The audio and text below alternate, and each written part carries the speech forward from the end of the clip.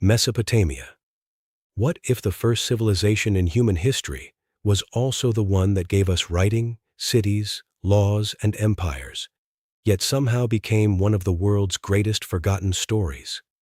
What if the foundations of the modern world were laid not in Greece or Rome, but thousands of years earlier between two unpredictable rivers in the heart of the ancient Middle East? According to archaeologists and historians from institutions such as the British Museum, the earliest known cities, the first writing system, and some of humanity's oldest legal codes emerged in Mesopotamia more than 5,000 years ago. Long before the pyramids of Egypt reached their greatest glory, the people of Mesopotamia were building thriving cities, recording history on clay tablets, and creating innovations that would influence civilization for millennia. But hidden beneath this remarkable story lies a mystery. How did the world's first great civilization rise so quickly? And why did it eventually disappear, leaving behind only ruins buried beneath desert sands? The answer is far more dramatic than most people imagine. Before we begin, tell me where you're watching from. And let me know in the comments which ancient civilization fascinates you the most. Is it Egypt, Rome, Greece, Persia, or Mesopotamia? I read every comment, and I always enjoy hearing your thoughts. Now close your eyes for a moment. Imagine standing on a vast plain more than 6,000 years ago. The air is warm. The sun hangs over endless fields.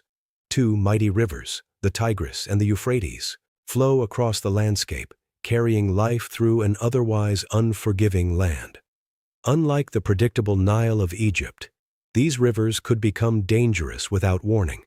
One year they nourished crops. The next, they flooded entire settlements. Life here demanded ingenuity. Survival depended on cooperation. People dug canals. They built dikes. They redirected water across fields. What began as small farming communities slowly transformed into something humanity had never seen before: permanent cities. This land would later become known by the Greek name Mesopotamia, meaning the land between the rivers. But this was only the beginning. Around 4000 BC, small villages expanded into bustling urban centers. Mud brick houses crowded together. Markets filled with merchants. Farmers brought barley and wheat from fertile fields. Craftsmen shaped pottery. Metal workers experimented with copper. Children played through narrow streets while priests climbed towering temple platforms that dominated the skyline. These were the world's first true cities. Among them was one whose name still echoes through history: Uruk. To modern eyes, Uruk might seem primitive. To people living 6,000 years ago, it was astonishing. Its walls stretched for miles. Its population reached tens of thousands. Temples towered above surrounding buildings. Trade connected it with distant regions hundreds of miles away. For the first time, strangers from different communities lived together under organized governments. Managing such a city created challenges never before faced by humanity. Who owned land? Who collected grain? Who kept records? Who settled disputes? Simple memory was no longer enough. Something revolutionary was needed. What happened next changed human history forever. The people of Mesopotamia invented writing. At first, the symbols were simple: marks pressed into wet clay recorded grain deliveries, livestock, and trade. Over generations, these marks evolved into cuneiform, tiny wedge-shaped impressions made with a reed stylus. Thousands of clay tablets survive today. Some record taxes. Others describe business agreements. Some tell stories of kings. Others preserve prayers, mathematics, astronomy, and literature. For the first time, knowledge no longer depended solely on memory. Ideas could survive long after their creators had died. The invention of writing became one of humanity's greatest turning points. Without it, recorded history itself would scarcely exist. But the truth was far more complicated. Writing also strengthened governments. It allowed rulers to collect taxes, organize labor, manage armies, control growing populations. Power became easier to expand. Cities became stronger. Competition intensified. Because every successful city wanted something its neighbors possessed: more farmland, more water, more wealth, more influence. peace gradually gave way to rivalry. The city-states of Mesopotamia became locked in constant competition. Uruk, Lagash, Kish, Nippur. Each possessed its own ruler, its own patron deity, its own ambitions. Imagine standing atop one of the enormous stepped temples known today as ziggurats. Below you stretches a thriving city. Smoke rises from ovens. Donkeys carry supplies through crowded streets. Priests conduct ceremonies. Scribes carefully press symbols into damp clay. Merchants bargain loudly. Farmers unload grain at city gates. Everything appears prosperous. Yet beyond the walls, another city watches. Its ruler dreams of conquest. Its soldiers sharpen bronze weapons. Its priests pray for victory. War is coming. What happened next shocked everyone. Battles between city-states became increasingly common. Victory meant fertile farmland, access to irrigation canals, control over trade. Defeat meant tribute, loss of independence, sometimes complete destruction. This constant struggle forced rulers to improve military organization. Weapons evolved. Fortifications expanded. Political alliances shifted rapidly. The earliest kings were no longer merely community leaders. They became warriors. One legendary figure rose above them all: Gilgamesh. Whether every story about him is historically accurate remains uncertain. Historians still debate this today. But archaeological evidence suggests a ruler named Gilgamesh probably governed Uruk around 2700 BC. His fame endured because of something extraordinary: the Epic of Gilgamesh, one of the oldest surviving works of literature ever written. The epic tells of courage, friendship, power, loss, and humanity's search for immortality. Its themes remain surprisingly modern despite being over 4,000 years old. Gilgamesh's adventures include terrifying monsters, divine beings, great floods, impossible journeys. Behind the legends lies a profound truth: even the greatest king could not escape death. The people of Mesopotamia constantly confronted mortality. Floods destroyed harvests. Wars claimed lives. Disease spread unpredictably. The gods seemed powerful but often unpredictable. Religion became central to everyday existence. Each city honored its own patron deity. Magnificent temples dominated urban life. Priests oversaw rituals believed necessary to maintain harmony between humanity and the divine. The people believed the gods controlled rainfall, harvests, victory in war, even the fate of kings. Nothing happened without divine influence, or so they believed. Yet beneath this deeply religious society, remarkable scientific progress quietly unfolded. Mesopotamian astronomers carefully observed the night sky. Mathematicians developed sophisticated numerical systems. Engineers refined irrigation methods. Builders constructed monumental architecture using little more than mud bricks and determination. Lesser-known fact: the 60-minute hour and the 360-degree circle both trace their origins to Mesopotamian mathematical traditions. Even today, every glance at a clock carries part of their legacy. But this flourishing civilization faced a growing problem. Success attracted ambition. Ambition invited conquest. And somewhere beyond the horizon, a leader was preparing to unite these constantly competing cities under a single banner. His rise would create one of history's first great empires. And nothing in Mesopotamia would ever be the same again. The man who would change Mesopotamia forever was not born into comfort or unquestioned privilege. According to later Mesopotamian tradition, his origins were humble, and legends even claimed he had been placed in a basket and set adrift on a river before being rescued. Whether that story is true remains uncertain, but one fact is beyond dispute. Around 2334 BC, a ruler named Sargon of Akkad emerged and reshaped the ancient world. At first, he served another king. Few could have predicted that this ambitious official would soon overthrow his master and begin a campaign unlike anything Mesopotamia had witnessed before. Until then, the great cities had fought one another for centuries. Victories were temporary. Alliances collapsed. Every ruler dreamed of dominance, yet none could hold it for long. Sargon envisioned something entirely different. He did not want to rule a single city. He wanted to rule them all, His soldiers marched across the fertile plains between the Tigris and Euphrates, carrying bronze spears, axes, and shields beneath the blazing Mesopotamian sun. City after city fell before his expanding army. Some surrendered without resistance.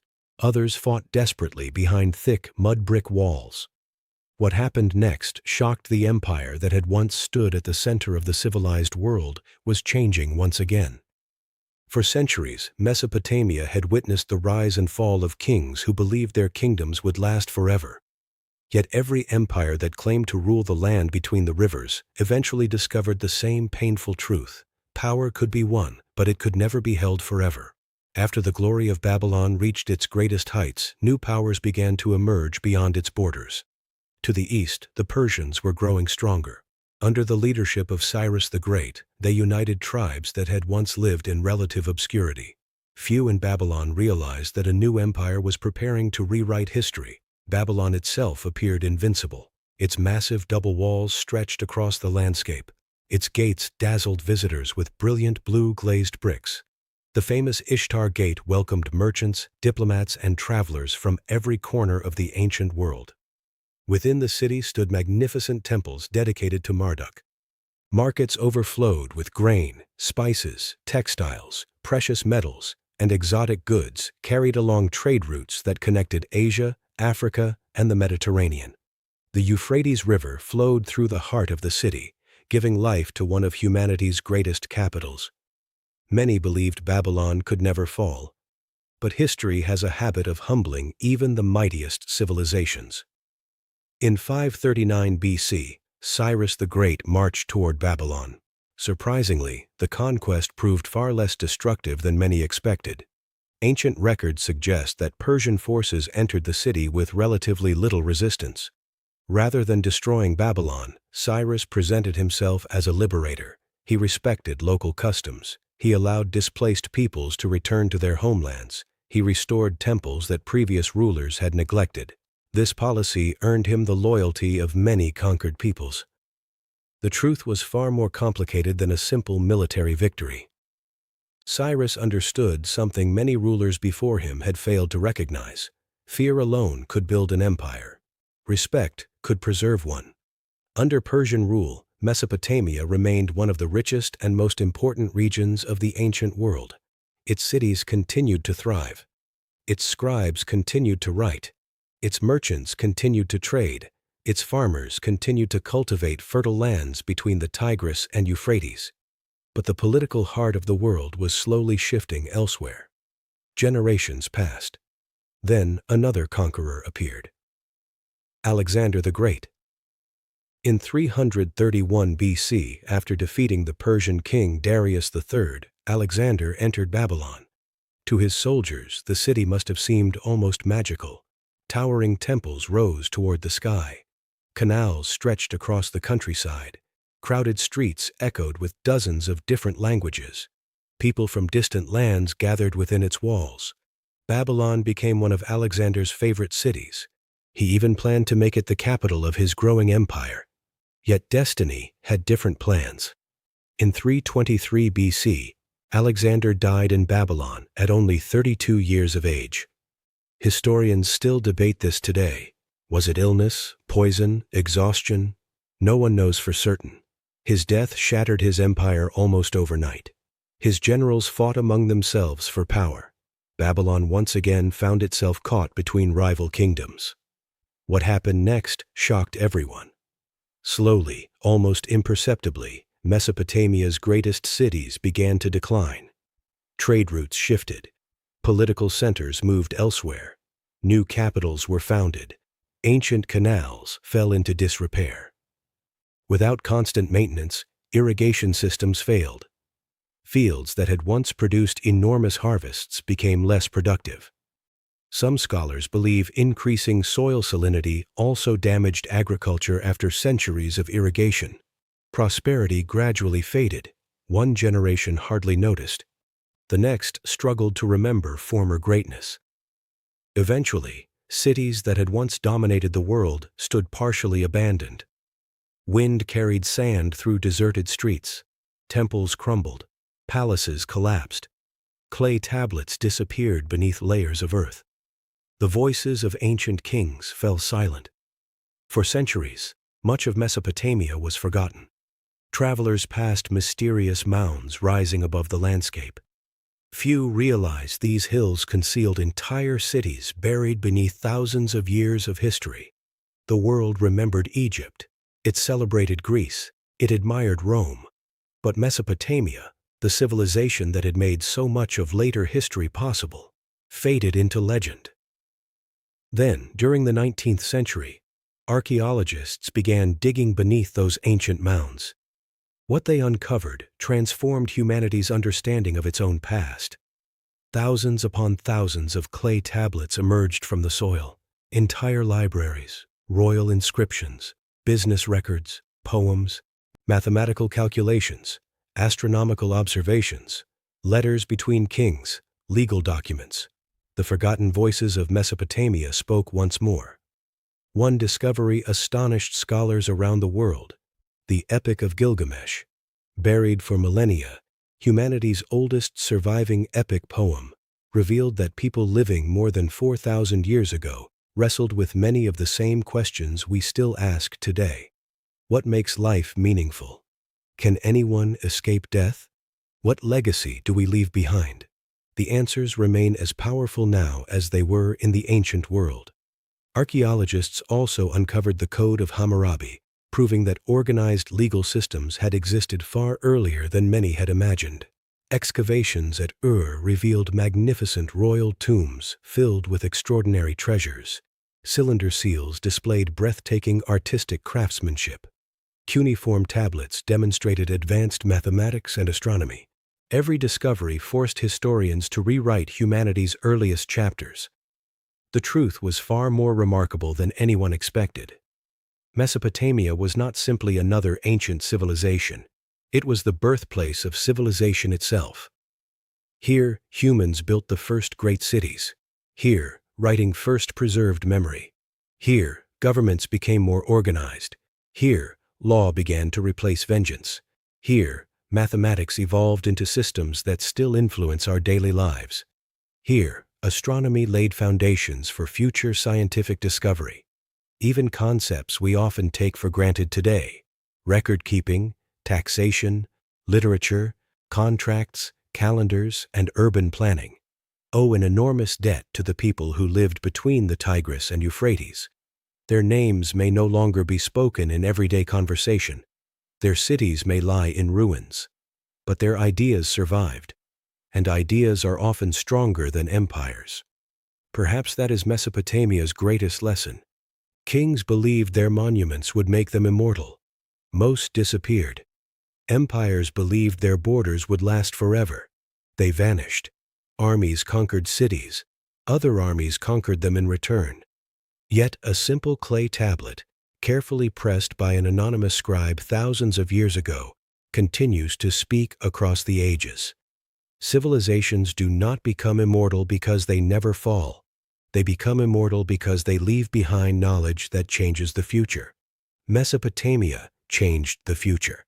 Without its innovations, later civilizations, from Egypt and Persia to Greece and Rome, would have inherited a very different world. The story of Mesopotamia is not merely the story of a forgotten land. It is the story of humanity learning how to live together, govern together, create together, and dream beyond the limits of a single lifetime. Its legacy surrounds us every day, even if we rarely notice it. Every written word, every legal contract, every hour measured by 60 minutes, every city planned around administration and trade, every historical record preserved for future generations. The echoes of Mesopotamia remain alive. Thousands of years have passed since the first farmers settled between two unpredictable rivers. Empires have risen, empires have fallen. But the achievements born in that fertile land continue to shape the modern world in ways few people truly appreciate. History is not simply about remembering the past. It is about understanding ourselves. And perhaps no civilization tells that story more beautifully than Mesopotamia. If you enjoyed this documentary, Don't forget to subscribe for more cinematic journeys through history and turn on notifications so you never miss a new episode. Now I'd love to hear from you in the comments. Which ancient civilization do you believe had the greatest impact on the modern world? Mesopotamia, ancient Egypt, Greece, Rome, or another civilization? I read every comment and I'm looking forward to hearing your thoughts.